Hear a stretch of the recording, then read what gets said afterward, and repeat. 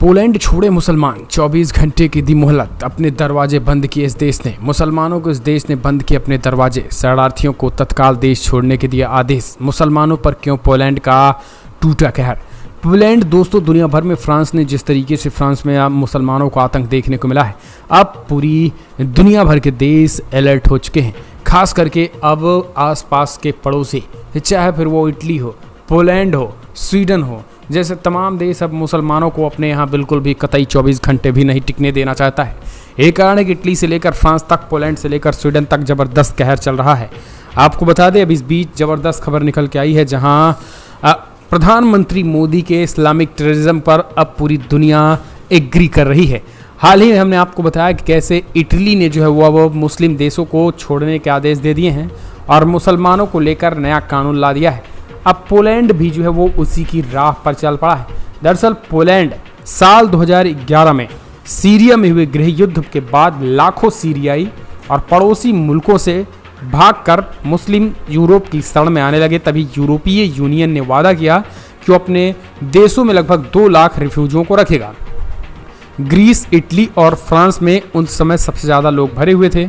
बाकी देश भी लोगों को स्वीकार करने लगे, सिवाय पोलैंड के। वहाँ की सरकार की उनकी दक्षिणपंथी सोच के लिए जाना जाता था। उसने बयान दिया कि शरणार्थियों को रखना अपनी ही तबाही के लिए बम फिट कर लेना है।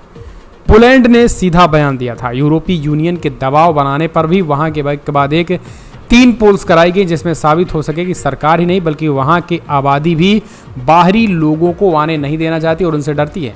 लगभग 3/4 लोगों ने मुस्लिम और ब्लैक लोगों को अपनाने में मना कर दिया। पोलिश पीपल्स पार्टी के चेयरमैन ब्लबदिब्दा कोसिन ने कहा कि हम अनाथ बच्चों को अपनाएंगे लेकिन युवाओं को अपने देश में घुसने नहीं देंगे। लेकिन आपको बता दें, थोड़े दिन बाद जो है वो थोड़े करके आखिरकार पोलैंड में जो है वो कुल आबादी जो है वो धीरे धीरे मुसलमानों की बढ़ गई और शरणार्थी कुछ न कुछ पहुंच ही गए। फिलहाल पोलैंड की कुल आबादी जो है वो, आपको बता दें, कुल आबादी में लगभग 1% मुसलमान हैं। ये यूरोप में सबसे कम है। यहाँ पर यहूदी लोग सबसे ज़्यादा है, लगभग 90%। जो थोड़े बहुत मुस्लिम शरणार्थी रह गए हैं वो भी काफ़ी भेदभाव झेलते हैं। लेकिन अब आपको बता दें, पोलैंड ने फ्रांस में हुए इस हमले के बाद जो 1% मुसलमान हैं उनमें से 20% वहाँ के निवासी हैं, बाकी 80% विदेशी हैं। यानी अब उन 80% मुसलमानों को सीधी चेतावनी दे दिया है कि यहाँ पर अब मुसलमान इस देश में ना रहें, जो कुछ भी हैं वो तत्काल देश छोड़ दें। पोलैंड जो है वो हमेशा से खास करके मुसलमानों को लेकर अलर्ट रहा है 2011 के बाद से ही। अच्छा, 2011 में तो ये जो कुछ हुआ, उसके बाद 2014 से ही पीएम मोदी आतंकवाद का मुद्दा उठाते रहे हैं। उसके बावजूद भी यूरोपीय देश पीएम मोदी की बातों को नहीं मान रहे थे। लेकिन अब जब फ्रांस में घुसी और फ्रांस में जब इस्लामिक कट्टरता का जोर और आतंकवाद चरम पर दिखाई दिया, वैसे भी ये तो कोई पहला मामला फ्रांस में नहीं, इससे पहले भी फ्रांस में इस तरीके के हमले होते रहे हैं। तो अब जब फ्रांस से लेकर दुनिया भर के देशों में इस्लामिक टेररिज्म बढ़ता जा रहा है, तो पूरी दुनिया को ये जो है वो अब अच्छी तरीके से भाग गया कि भाई आखिरकार इस्लामिक टेररिज्म होता है और इस्लामिक आतंकवाद और इस्लामिक कट्टरता भी कोई चीज़ है। इस वजह से अब पूरी दुनिया ने जो है वो इस्लामिक कट्टरता के खिलाफ बोलना शुरू कर दिया। तो वहीं दूसरी तरफ अब आपको बता दें, मुस्लिम वोटरों को लेकर के पोलैंड ने सीधे तौर पर मुसलमानों को लेकर जो है वो अपने दरवाजे बंद कर दिए हैं।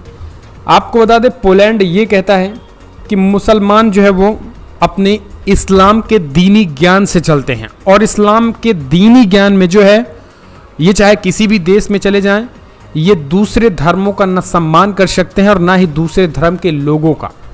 तो इस वजह से ये दूसरे धर्म के लोगों को भी इस्लाम में परिवर्तित कर देंगे और ये इनका रहन सहन भी एक इस्लामी प्रक्रिया के तहत गुजरता है, जो पोलैंड को कतई नहीं भाता है। इस्लाम में खास करके ये जहाँ मन कहे वहीं नमाज पढ़ने बैठ जाते हैं। इस्लाम में इन तमाम चीज़ों को लेकर पोलैंड हमेशा विरोध करता आया है। पोलैंड ये मानता है कि हम कहीं भी नमाज नहीं पढ़ सकते हैं। हम जो कपड़े पहनते हैं उसमें ये लगे कि हम हैं। इनकी बुर्के से भी पोलैंड को दिक्कत है। मौलानाओं की दाढ़ी और मौलानाओं के ज्ञान से भी पोलैंड को काफ़ी ज़्यादा दिक्कत है। इस वजह से पोलैंड में भी 2008 में भी जो है वो मुसलमानों को लेकर वहाँ पर नए कानून लाए गए थे। और 2011 में तो जब ये पता चला कि ये शरणार्थी जो हमारे देश में एंट्री करेंगे ये मुसलमान हैं, तो इस्लाम को उन्होंने पूरी तरीके से बायकॉट कर दिया था और किसी भी कीमत पे अपने देश में एंट्री नहीं करने दी थी। लेकिन उसके बावजूद भी जैसे नेपाल में अपने देश में रोहिंग्या घुस जाते हैं और ममता बनर्जी की सरकार बांग्लादेशियों को घुसा लेती है, ठीक उसी प्रकार से कुछ न कुछ बॉर्डर के स्टेट के इलाकों में जो है वो इसमें भी कुछ घुस गए थे। तो बाद में जब इसमें जो है वो वहाँ के कानून बनाया गया तब पता चला कि 80% मुसलमान बाहरी हैं। धीरे धीरे उनको बाहर निकाला जाने लगा। हालांकि बीच में पोलैंड में मुसलमानों के आतंकी घटनाएं कम हुई और एक तरीके से वहाँ पे जो है वो मुसलमान ऐसी कोई एक्टिविटी नहीं की जिससे पोलैंड में मुसलमानों को भगाने की नौबत आई। लेकिन एक बार फिर से फ्रांस में जो कुछ दंगे हुए, फ्रांस में जिस तरीके से शरणार्थियों ने पूरे फ्रांस को फूंक दिया, जिस तरीके के हालात बनाए, अब इटली के बाद पोलैंड ने भी मुसलमानों को तत्काल रिफ्यूजियों को 80% मुसलमानों को, आपको बता दें वैसे तो 100% में 1% मुसलमान पोलैंड में हैं, 1%, जी हाँ 1% हैं। यानी अगर 100 पोलैंड में 100 लोग यहूदी हैं तो उनमें से महज एक ही जो है वो मुस्लिम है। और इसी के बीच अभी एक खबर निकल के आई है कि इन पर तगड़ा एक्शन हो रहा है और अब 1% पर भी जोरदार स्ट्राइक हो रही है। 1% में भी दोस्तों आपको बता दें 0.20% यानी 0.20% जो है वो लोग स्थानीय मुसलमान हैं, जो पोलैंड देश के मुसलमान हैं। उनमें से 0.80 यानी 0.80% मुसलमान भी बाहरी देश के हैं। उन्हीं बाहरी देशों को लेकर पोलैंड ने स्पष्ट कर दिया है कि आप देश को छोड़ें। जी हाँ, तत्काल आप देश को छोड़ें, वरना एक तरीके से कैंसर का रूप आप बन जाएंगे। वहाँ की जो पार्टियां हैं दोस्तों अपने देश की तरह ऐसी नहीं है कि कांग्रेस कहेगी कि मुसलमान रहो, बीजेपी कहेगी जाओ। वहाँ मुसलमानों पर कोई कन्फ्यूजन नहीं, शरणार्थियों पर कोई कन्फ्यूजन नहीं। जो हमारे देश का नहीं वो हमारा नहीं। हमारे देश में तो पार्टियां अपने स्वार्थ के लिए ममता बनर्जी के बांग्लादेशियों को भी घुसेड़ लेंगी, उनका आधार कार्ड बना करके उनको सरकार उनको जो है वो उनके वोट लेने शुरू कर देंगी, तो फिर वो उनके वोट बैंक बन जाएंगे, तो फिर वो देश के निवासी बन जाएंगे। जबकि ऐसा कतई भी पोलैंड की पॉलिटिक्स में नहीं है और ना ही पोलैंड की पॉलिटिक्स में ऐसा कोई जो है वो वहाँ पर देश विरोधी एलिमेंट है।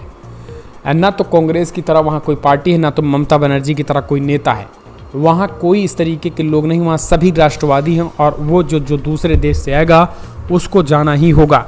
अपने देश में रखकर अपने देश के ही जो है वो मूलभूत आवश्यकताओं से अपने देश के लोगों को जो है वो वंचित करना और ऐसे लोगों को रोज़गार देना जो हमारे देश के हैं ही नहीं, जो भारत देश में है। एक वैसे ही भारी भयंकर आबादी भारत में और ऊपर से जो है वो बाहरी घुसपैठी जो है वो भारत के आम जनजीवन, आम लोगों की जो है वो नौकरियों को खा रहे हैं। लेकिन पोलैंड में ऐसा नहीं है। तो दोस्तों अगर आप भी पोलैंड के कायदे कानून को मानते हैं, अच्छा है और भारत में भी ऐसे ही होना चाहिए, तो इस वीडियो को लाइक करें, ज़्यादा से ज़्यादा शेयर करें। जय हिंद, वंदे मातरम।